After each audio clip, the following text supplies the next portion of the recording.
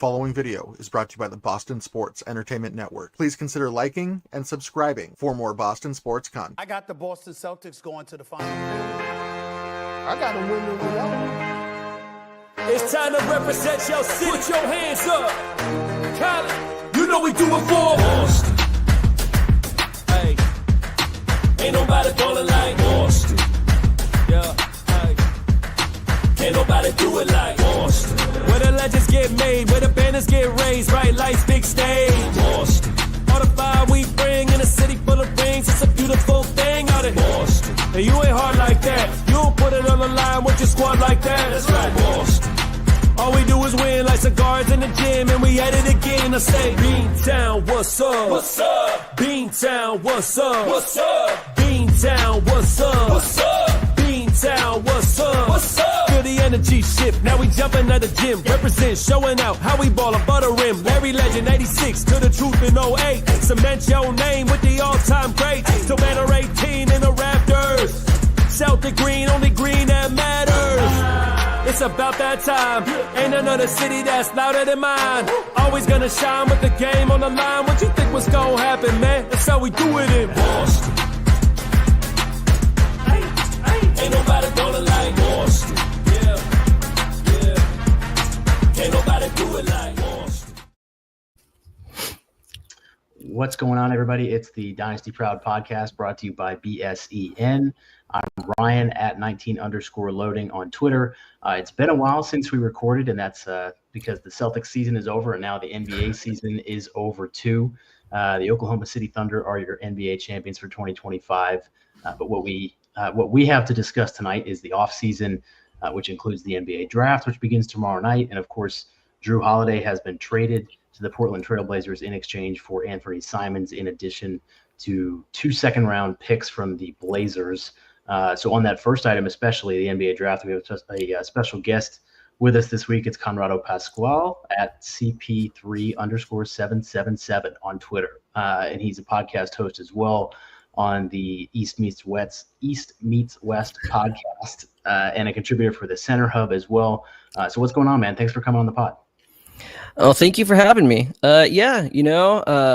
Just really excited for tomorrow at the Center Hub. We've done a lot of really quality work in terms of preparing for the 2025 NBA draft. We had, our annual draft guide detailing the top 75 prospects that we have on our aggregate board.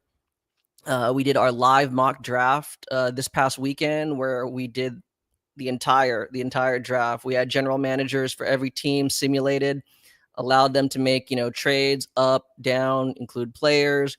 So, a lot of time, a lot of effort has gone into preparing for tomorrow. So it's almost like Christmas Day for us, for all our draft junkies. So. Yeah, for sure. And I admittedly have been a lot less active on NBA Twitter over the last few weeks, just because the Celtics did get eliminated. I obviously still was keeping up with the league and still watching the games, watching the rest of the playoffs. But sometimes it's kind of good to step away from being online all the time. And honestly, I've been too busy to be tweeting constantly anyway. But since we're a Celtics podcast, I feel like we should open up with the Jrue trade. So first of all, I just wanted to ask your thoughts on the trade, the return, and kind of the outlook going forward. I think a lot of your own fans, and I think fans across the league, not even like Celtics fans, I think they kind of anticipated that Jrue would likely be moved this offseason. In all likelihood, the Celtics are not done. I'd imagine Kristaps Porzingis will get moved at some point too. We'll probably get into that in a little bit. But for Jrue, not to just kind of like make you guys feel better about it. Obviously, I know, right? A big part of the championship team, arguably definitely one of the leaders of that championship squad. Just a great veteran presence, a great human being from everything I know, right? At least like on the outside looking in. Seems like a model citizen, stand-up dude. So I could definitely understand the disappointment, which is why, like, leading up to the trade, there had been a lot of discussion amongst kind of cap analysts that because of the nature of Jrue's contract, he would have to be traded away as like a negative asset. in essence, like a team that would be absorbing the remaining years of his deal. In order to do that, they should be incentivized by, the Celtics adding draft capital. So for Brad Stevens and the Celtics front office to not only trade him, but really get a legitimate player back in return, someone with, his own standalone value, and to be taking in some additional draft assets, I would say from a transactional standpoint, that's a win. From the macro thing, and it's TBD, like, we'll see. I'm saying, like, I think we knew after Jason Tatum's injury, I don't think the Celtics will be bad next year, but it's a little bit of like a reset, a soft reset. But the extent to what that kind of reset looks like, I think is still TBD, and I think we'll talk about that too. But so I mean, I'm glad that Portland values him. I'm really interested to see what Joe Mazzulla really does envision Anthony Simons' role with the Celtics, because I'm not going to lie, I think a lot of my peers, myself included, kind of thought, maybe he's going to get flipped again, So that was going to be what I was going to say, is there's still that possibility that he's not even going to be on this team.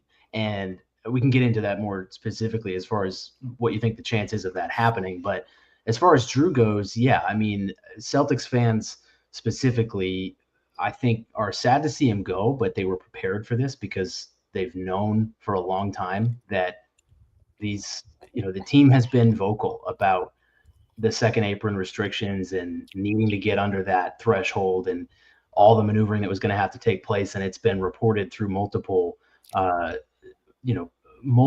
reports over the past few months, just the type of guys that were going to likely be out, including, like you said, Jrue, Porzingis. Now, obviously, people are thinking about Sam Hauser, guys like that. So, and Drew's 35 years old. He's owed a lot of money. He was, in my opinion, good, not great this season. Yeah. And it's obviously, like I said, financially motivated first, but it's also, as you pointed out, it's just good business, in my opinion, just in the sense that you're moving on from a guy who is owed all that money before the true decline in his mid to late 30s that might make that contract even worse moving forward. So, and as you pointed out, they get a real player back. And so, again, TBD on whether he's actually going to be on the roster or if he gets flipped to go somewhere else. But he is an expiring contract this season as well. He'll be a free agent after the 25-26 season. He just turned 26 years old. He's been on a bad Portland team for a while now, especially since Damian Lillard departed. But if you watch a lot of League Pass, like I do, and I know you probably do too, yeah, and especially for myself on the East Coast, the Celtics game sometimes is over early, and those West Coast games come on late, and you wind up watching a lot of the Blazers and the Jazz and teams like that. So I probably have watched more Portland basketball than I would have liked to subject myself to. But they had guys on that roster that they're not a complete team by any means. But I think the question that I would have, since Simons really is one of their best offensive players, why are they willing to get rid of him? What benefit is it for them to bring in Holiday in place of Simons, who's presumably kind of coming into his athletic prime in the best years of his NBA career? So I think there are a few reasons for that. And actually, amongst my my Center Hub peers, some of whom are kind of tuned in to like the Portland, Portland, Oregon basketball scene. So, there have been kind of, I don't want to say rumblings, but, I think there has been some chatter that the Trailblazers front office, like, they're not convinced that Scoot Henderson is capable of truly leading an offense, right? Like, we can't build an offense around him. They're not prepared to say they can depend on him to, for the team to run the offense through him from a possession to possession basis, let alone like a game to game or season to season basis. So I think Jrue, obviously, as we said, right, both a respected leader on and off the court. As it pertains to on the court, he could definitely be kind of like that steadying veteran who's both in the locker room but on the court can kind of help tie or bring along these younger guards, right? Whether that's Scoot Henderson, Shaden Sharp, and everything like that. However, like I said, I think Chauncey Billups, I think there is I don't want to say a sense of urgency, but definitely a strong desire for them to finally, as you said, right? They haven't really been a complete team, a collection of talented individuals, but this is supposed to culminate in something. So can Jrue be that guy to kind of tie it all together? You saw a big leap from Denny Avdija. You got the young guy in like Donovan Clingan, right? In theory, you have a little bit of everything, right? Can Jrue do what so far those young guards have been unable to do, right? Which is make this all work. So I think there is that element there, right? Trying to take a step. Does that make him a contender? Absolutely not. But I think they want to position themselves to be closer to that. And like I said, in a way, it's like an expensive way of hedging their bets with Scoot, because obviously, it's unfair to say, he's supposed to be Damian Lillard's replacement, but let's be real. He was drafted with the intention that, hey, maybe this guy can be like a franchise player, or at the very least a franchise cornerstone. And that's still, unclear. That makes sense. And selfishly, as I said, having watched a little bit more of Portland than some people might have in my neck of the woods, I kind of would have liked to see them go after Toumani Camara. I feel like that's a guy who, is a little bit slept on. But I guess the question is, whether Portland's willing to move on from a guy like him, and they're probably not at this point. And Denny, as you said, he's a guy that kind of took over a lot of the scoring load for them. So maybe they're kind of betting that that's going to continue, and they don't need as much from Simons going forward. They're willing to move on and go a different direction. The thing that you hear about Simons is about how bad of a defender he is, and he's listed at 6'3", but if you watch him play, he sure looks a lot smaller than that to me.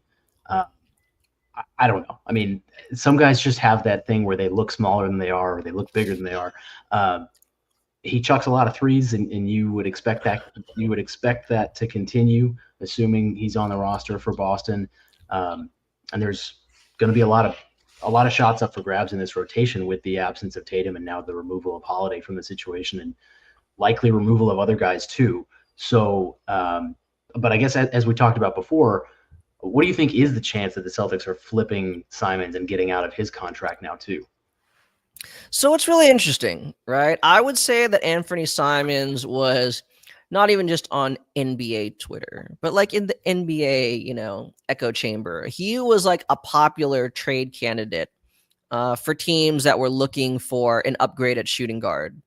And obviously, like one of like the most popular, theoretical trades out there was, Anthony Simons being sent to Orlando. So obviously that took out, right, like a big suitor when they made the move for Desmond Bane, and kudos to them. My co-host on East Meets West podcast, right? He is a born and raised Detroit guy, diehard Pistons fan.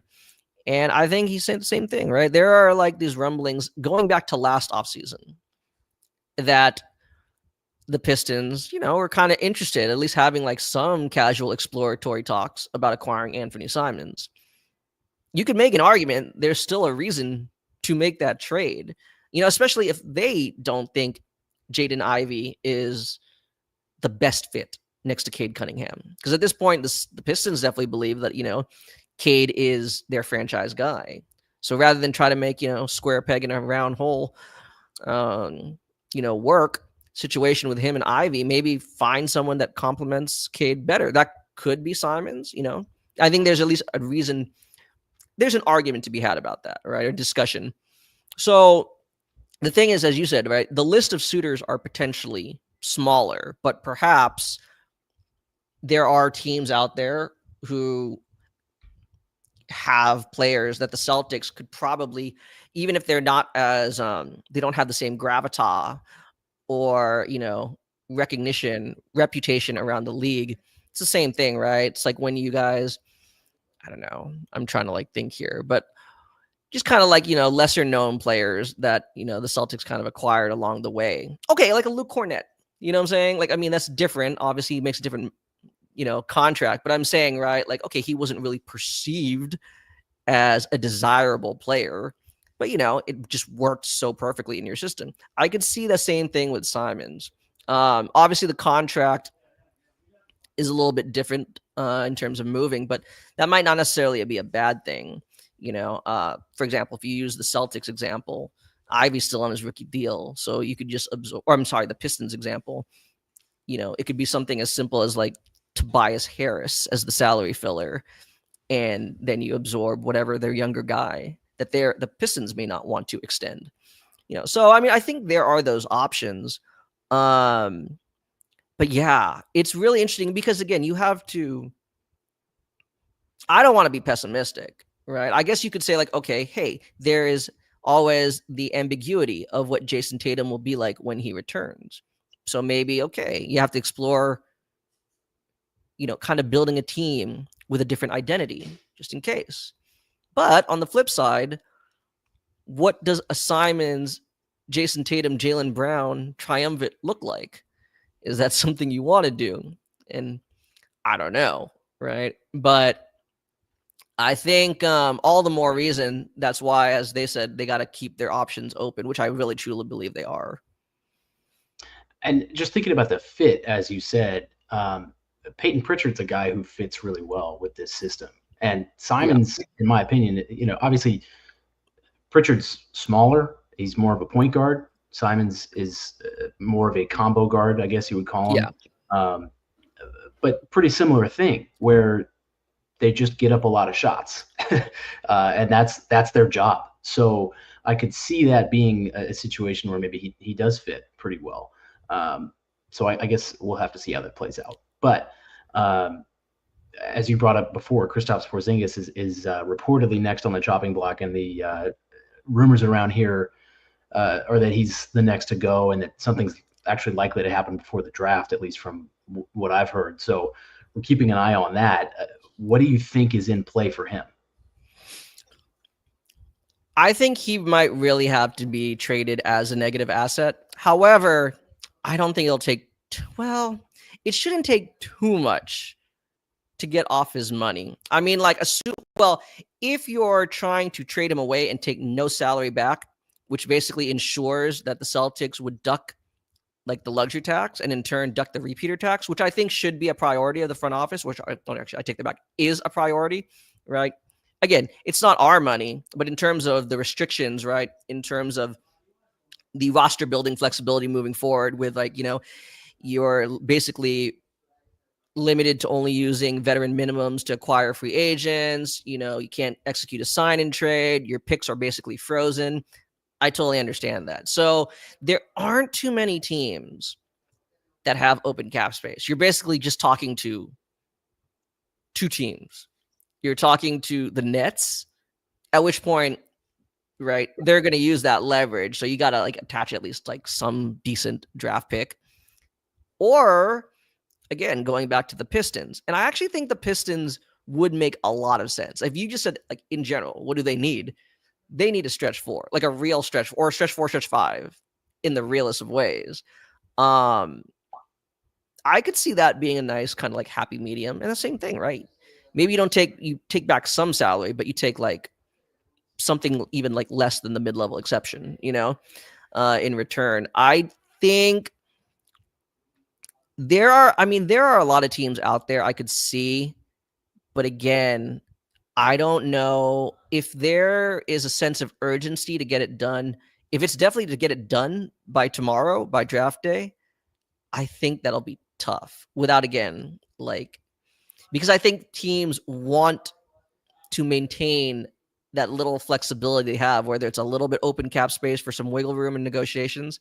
They're going to want to keep that for the opening of free agency. But as we saw earlier, has technically nothing directly to do with the Celtics, but I thought maybe the Pelicans could be a destination to absorb Porzingis. but they just made the Jordan Poole trade. They've taken on long-term money. They kind of hamstrung their ability to make those kind of flexible trades. So I do think he'll get moved. It's just a matter of, it could be a multi-team trade where he just gets rerouted.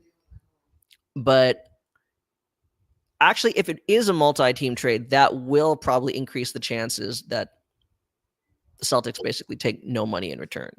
But see, I like, for example, right, my hometown team, right? I'm born and raised in the Bay Area in San Francisco, right? The Warriors. I could say that the Warriors do have interest in Porzingis.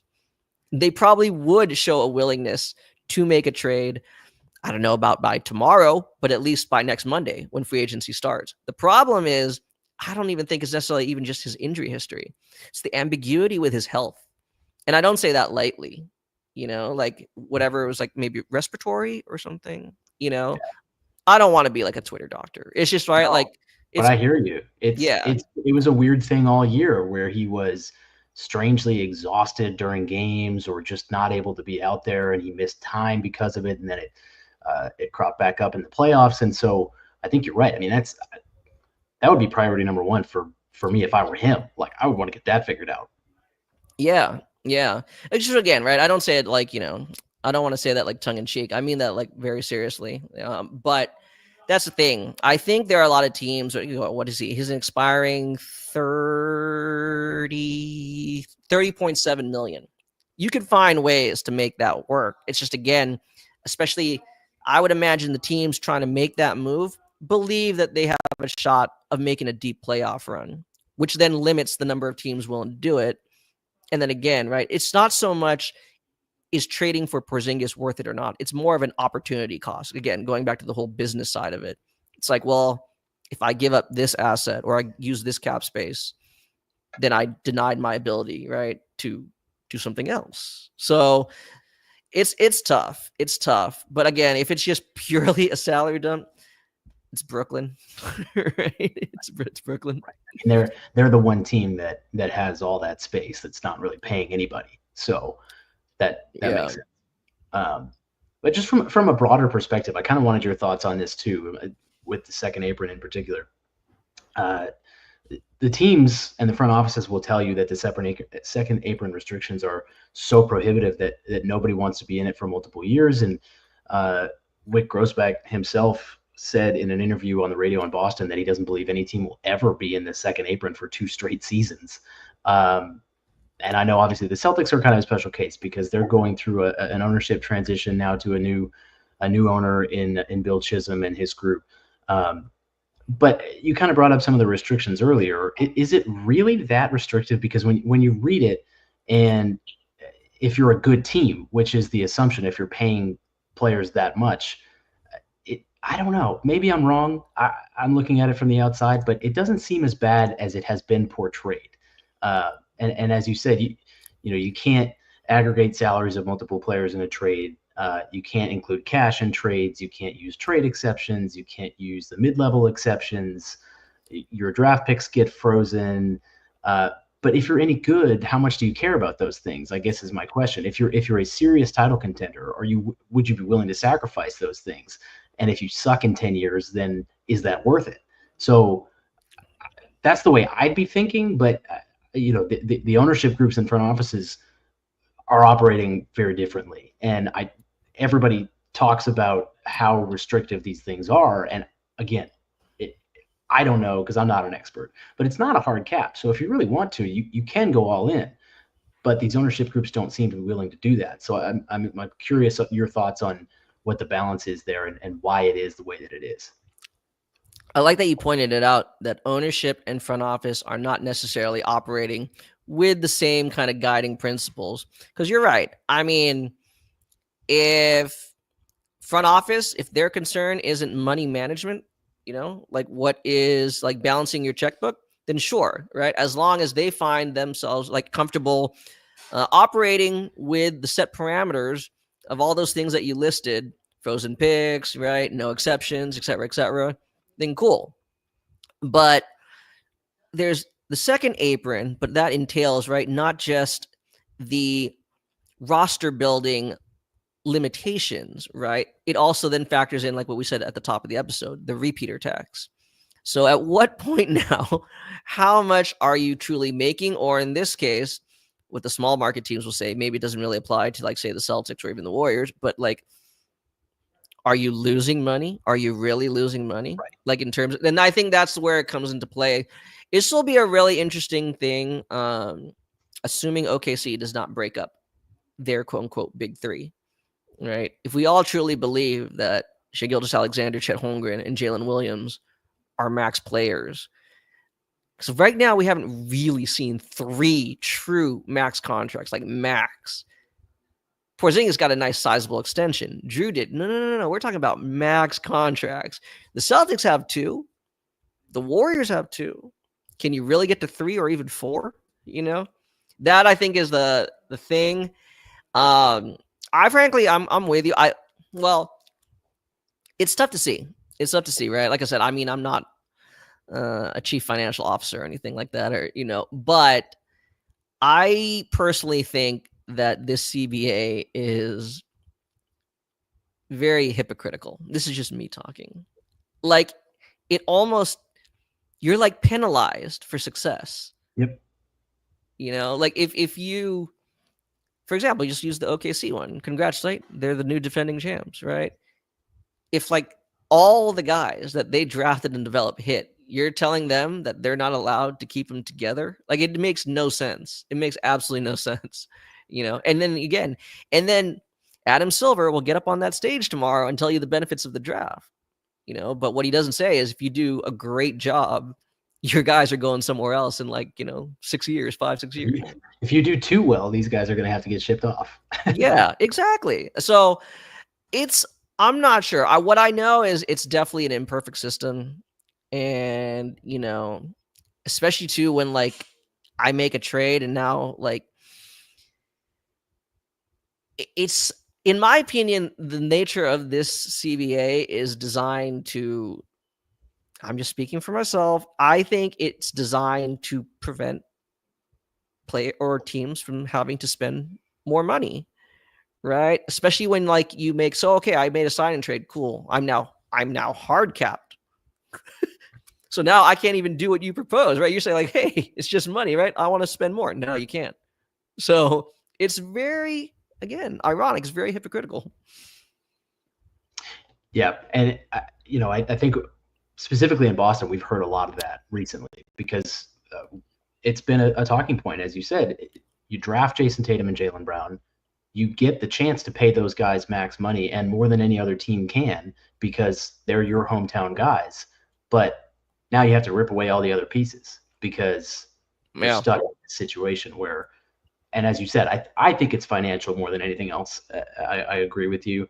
You know, that the tax is more what the teams are concerned about. I think that they will lean on those restrictions to tell you that those are all the things that are scaring them, just because they don't want to sound like, you know, they're trying to save a buck. But I get it. So I remember like last year when Adam Silver did like his State of the League address, you know, which I think is usually around like the All-Star break. He was asked about that, about like kind of like the, you know, like the inconsistencies of this CBA structure. And he goes, well, you know, the NBA, it's not just a revenue sharing league. It's a talent sharing league. Since when? Yeah. Tell that to Red Auerbach. What? You know, like, that makes no sense. Like, let me get this straight. It's now my job to find talent for other teams. Like, what are you talking about, man? And not just find talent, develop them. You know, I put all the work in developing, but I don't get to reap the rewards. That doesn't make any sense. No, it does not. So with that, I feel like we can move on to the draft and talk about some guys that are going to get moved sometime down the road because other teams can't pay them. Listen, I'm not a huge college basketball guy. I like the NBA, so I don't have as much time to keep up with the guys in college. No problem, yeah. We know Cooper Flagg is going number 1 overall, unless Nico Harrison wants to get really silly, which I guess isn't out of the question. Sure. But I think I think there'd be a mutiny in that building if they traded Luka and then also traded away the number 1 overall pick in Cooper Flagg, who's the consensus best player in this class, and the one guy that everyone going into this draft knows about. The Celtics specifically, at least right now, before any further moves get made, are picking at number 28 and then again at 32 at the top of the second round. Right. Brad Stevens has been known to wheel those picks around, especially the ones in the second round. I remember a couple of years ago, I think they traded back like 5 times in a row in the second round, and that was exhausting because it was late and we all wanted to go to sleep. And we're like, Brad, will you please make a pick? What can you tell me about the guys that you expect to be there, specific for the Celtics and the guys they should be targeting? Who do you expect to be there in the late first round, early second? Who might fall? Who's a sleeper that you think might get picked a little earlier? Just tell me where you stand. Sure. For this draft class, like, I actually do like this draft class. I think I think there's kind of like some paralysis from over analysis when people kind of look at it for so long. You're like, you know what, maybe this draft class isn't as good as we thought. But no, like, when they say there's like a drop off of talent after the top 10, that's not like a precipitous drop off. It's more like it's a plateau, right? That basically you could make an argument that, so let's say outside the top 10, the players that get selected from like 11 to say like 35, you can make an argument like the guy who went 35th could get selected in the teens. You see what I'm saying? Like, it's just a wider range. So I like that. And as it pertains to the Celtics, if they stand pat, I think you guys can get 2 really good players, like 2 players who could contribute starting from day one. And when you say that, sometimes there is the perception, if they're a day one contributor, that means like they don't have upside. They're just they are what they are, right? What you see is what you get. No, I don't think that's the case either. I think there's some upside players, but going to it, for me, if I were like in Brad Stevens' camp, I think even before the Jrue trade, even before the inevitable Porzingis trade, I think you guys want to go one of 2 ways, or both, ideally. That's if you have 2 picks. I would say a center, right?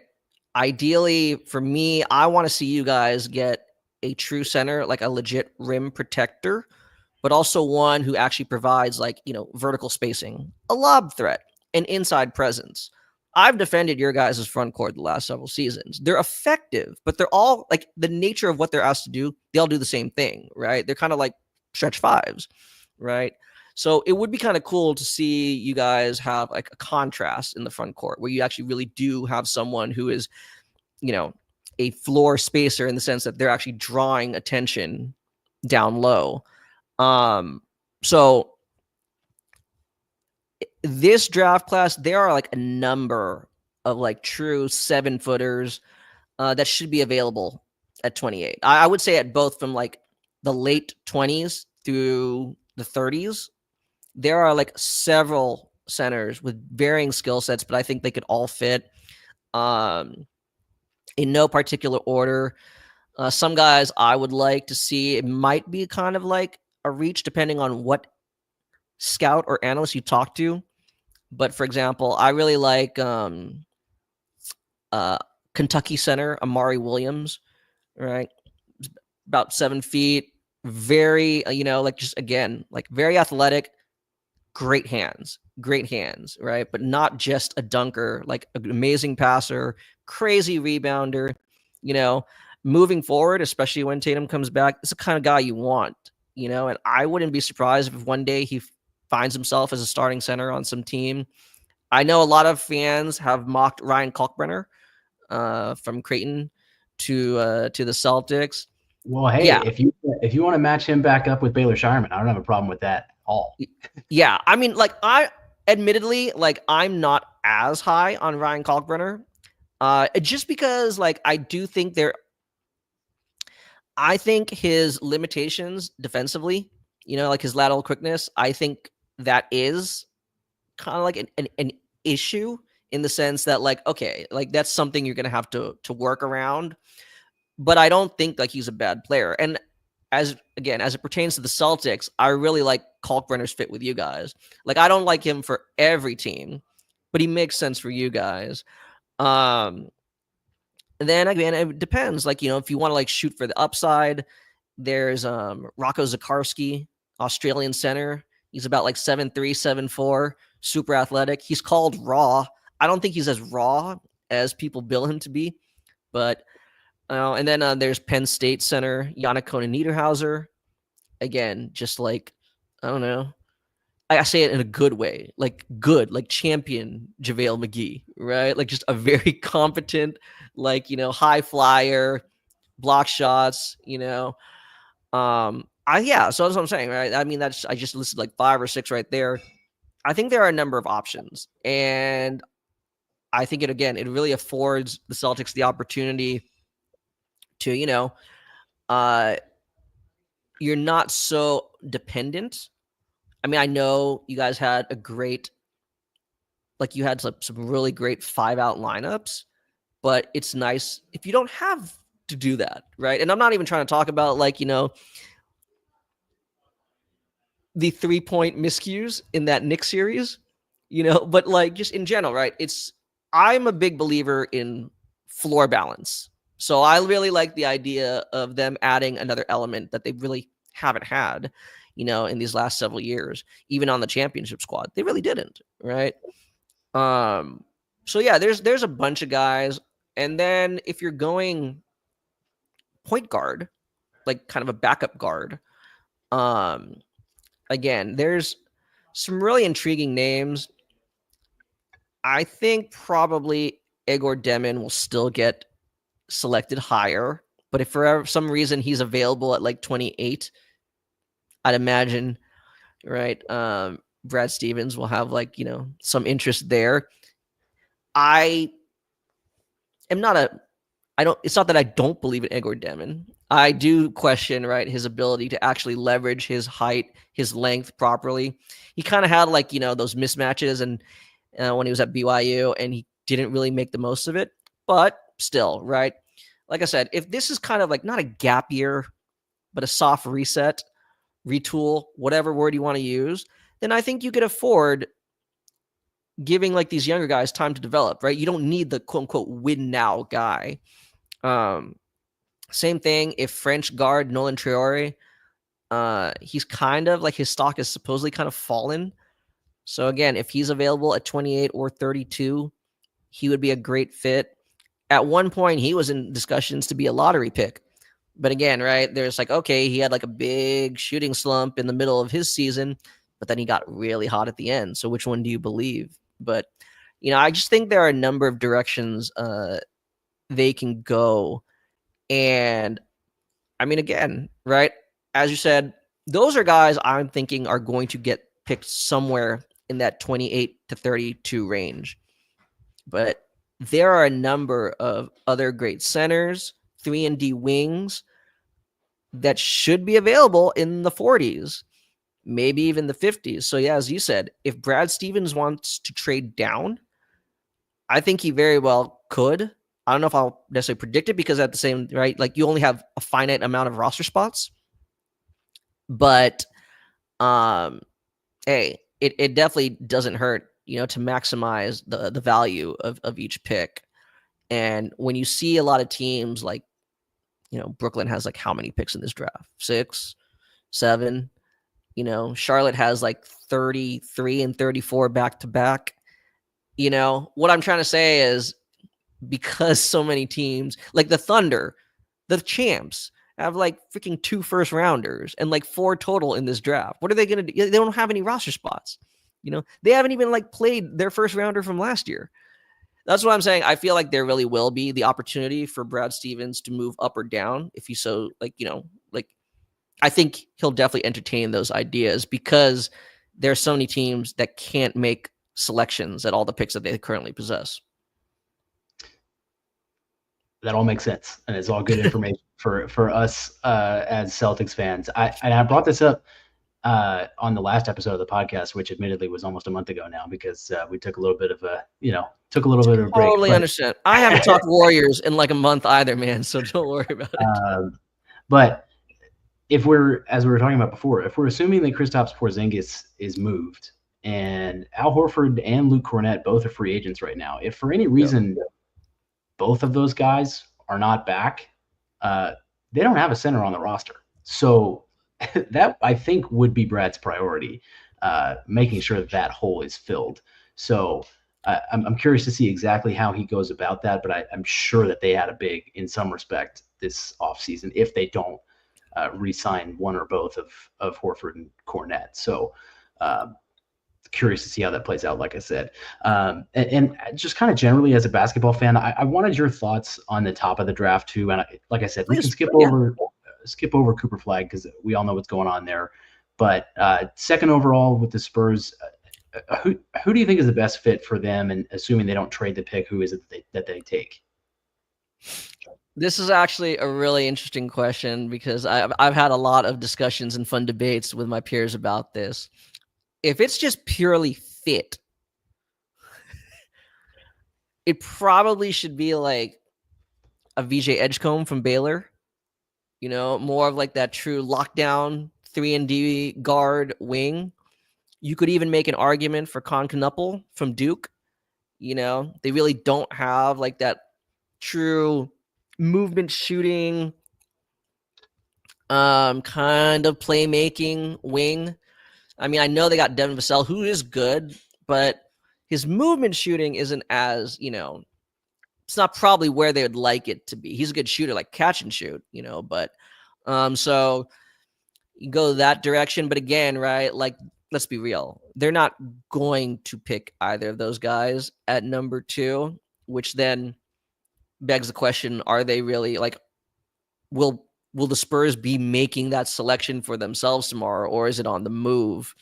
Right. Now, I do like Dylan Harper. I like him a lot.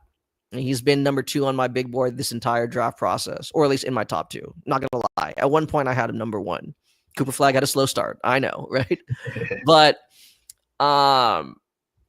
see, the thing is, did they know they were going to have the number 2 pick? Of course not.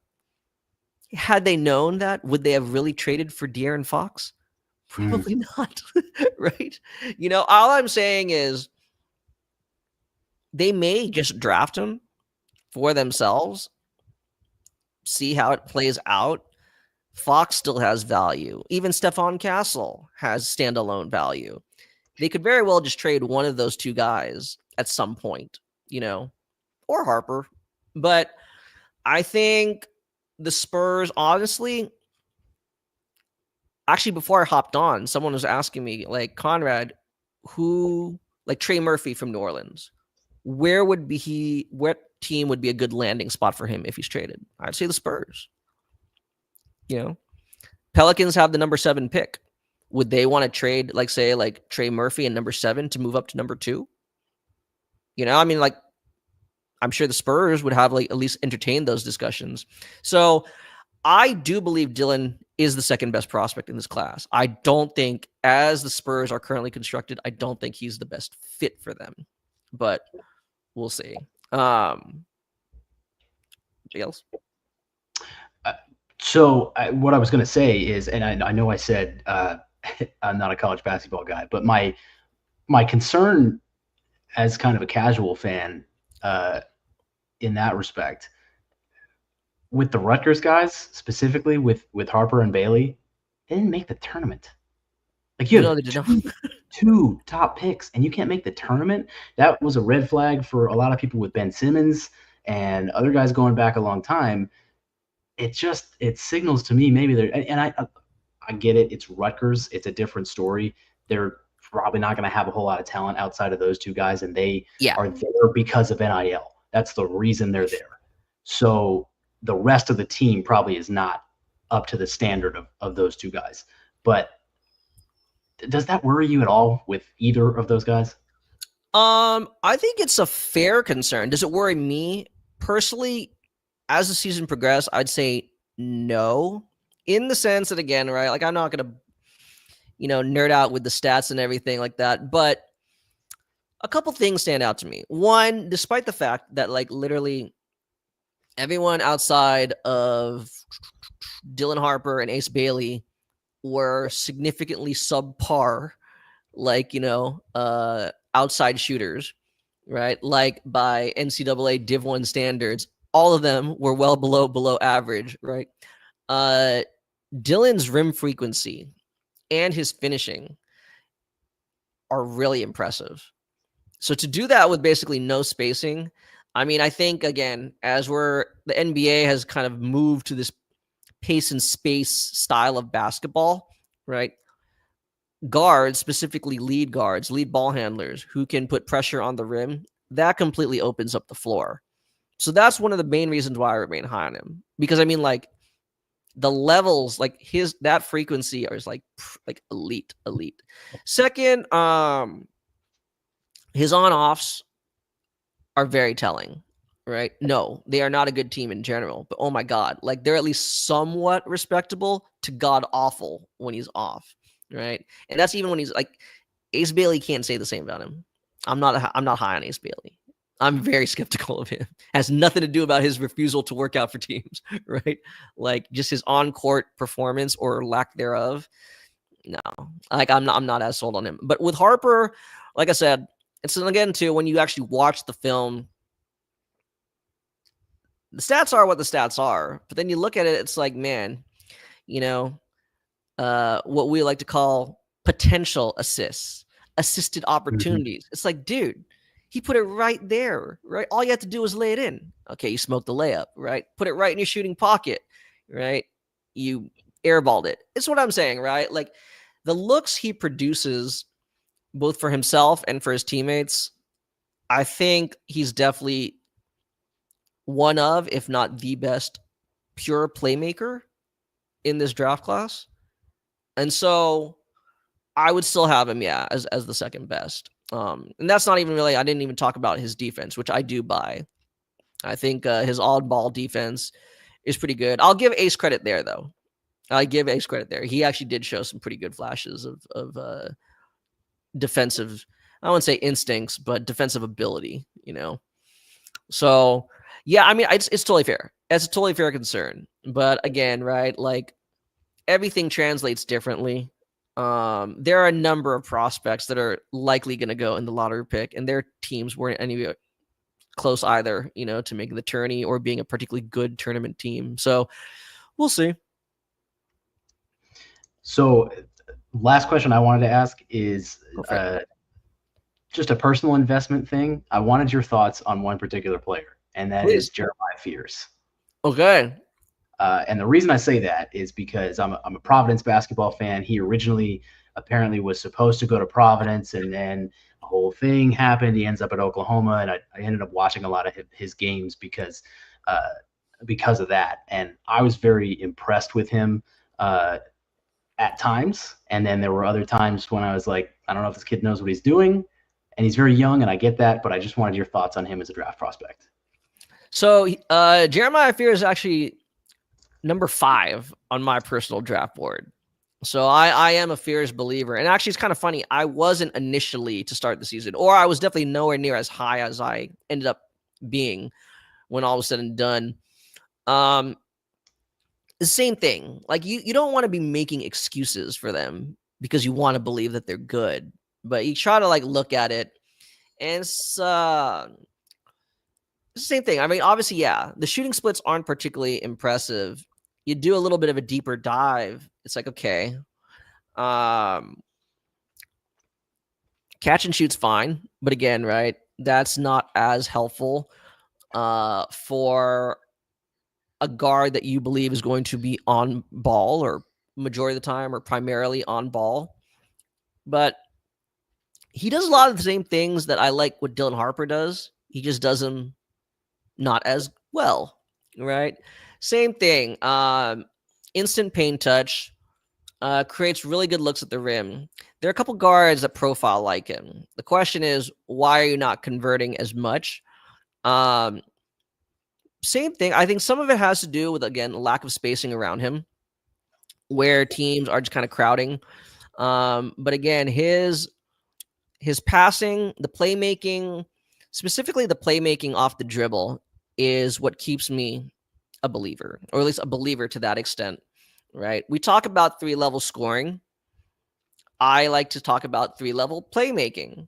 And I truly believe he creates some extremely great looks for his teammates at all 3 levels of the court. That's That's not easy, especially at his age. You factor into, like, again, as the season progressed, I don't want to be cherry picking, but again, you see like a consistent increase in his efficiency, his performance as his collegiate season went on. So, it gives you reason to believe, like, okay, hey, right, you come in, you're young. What are you, like 18, 19? You probably should still be in high school for really being real, right? You kind of reclassified and everything. So, I mean, I think he showed enough, or he showed a substantial amount of progress, which gives you reason to believe, like, hey, okay, right? Like, you're probably not going to be tasked with that much on-ball responsibilities from day one, like once you actually make an NBA team.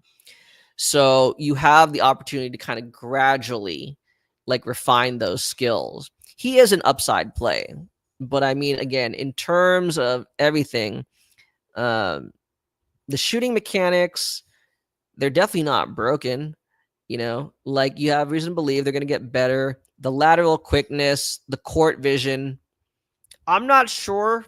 I mean, like, what I'm not sure about is, I mean, he's called 6'4" point guard. I'm not sure that he's not 6'4", but whether he's a point guard or a combo guard, that's to be determined. And I don't say combo guard negatively, but like, is he really going to be playing point every second? I don't know.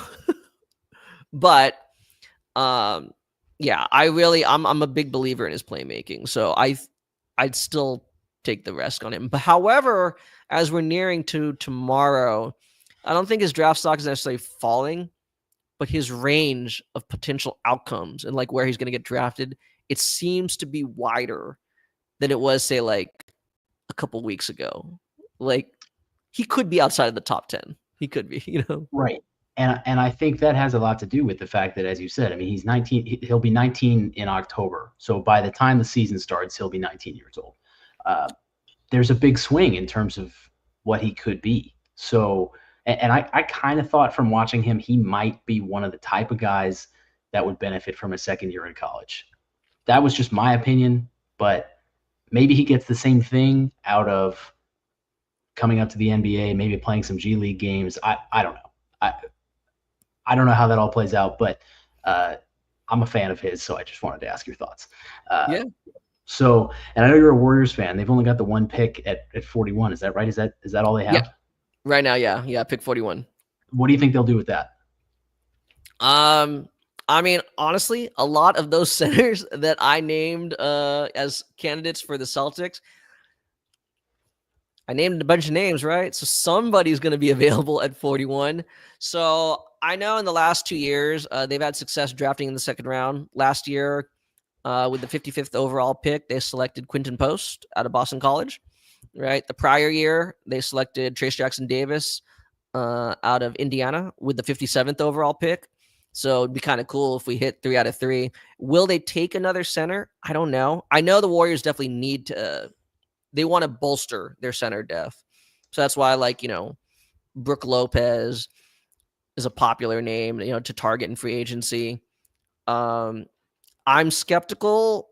I've had these conversations with people. I don't know what Al Horford's thinking. Like, would you really want to leave Boston at this stage of your career? But if he's really signing like a minimum or just a shade over, like, that really opens up, the different like a number of suitors. If we're not like kind of paying anywhere near what he made last season, because I have a lot of respect for Al Horford. He's the stretch 5 that the Warriors could use, but I would prefer like a rim running center, like that we talked about. Number of those candidates. Other than that, though, I could see the Warriors targeting a kind of like more of a 3-and-D wing. Emphasis ideally a 3-and-D wing who actually does both threes and D, right? Not like we blanketly label them. Sion James would be a great player, out of Duke. He's a name that keeps being floated around, being available in that range. Actually, his teammate Tyrese Proctor or if they want to go more like, okay, you want add some shooting. So Kobe Brea out of Kentucky, Chaz Lanier out of Tennessee, kind of like the snipers, the marksmen. The same thing. I don't know. I don't know if it's just because I've been staring at these names and watching film all season. I've like grown to like these guys. Normally it should be the other way around. Like you find fault in them. So I don't know. I feel like the Warriors will have some good options at 41. Frankly, I would not be surprised if Mike Dunleavy tries to buy back in to the end of the second round, to secure some guy before they hit undrafted free agency, and get him onto a deal, lock him in. So yeah, we'll see. All right. Well, good stuff, man. Thanks again for coming on the pod. This has been a great discussion, and hopefully we can have you on again at some point in the future. And I'm sure if and when the Celtics and Warriors match up again next year, we can talk about all that. And I know both of us are looking forward to seeing how things shake out during the offseason. Everyone kind of has been saying it's supposed to be one of the more exciting ones in recent memory. So I'm, just obviously looking forward to seeing how everything plays out. But, anything else you wanted to hit on? No, I think that's good. It'll be interesting. The one final thing for you guys is, even though they keep saying, right, it's just Jrue and KP, Derek White's name keeps getting floated around there. Now, I don't know if that's like other teams trying to speak something into existence, but if Derek White, in my opinion, if Derek White is moved, then this is closer to a rebuild than a retool, which is not a bad thing. You have ammo. It's just, okay, this is different. And just since we've been on the pod, there have been several tweets coming from a report from Shams, who has said that multiple teams are showing, quote, significant interest in Jaylen Brown. And on this podcast, we've talked about the unlikely, but still possibility that does happen. And I'm, I don't necessarily want that to happen, but if the interest is as high as it sounds, I think you're not doing your job if you're not listening. And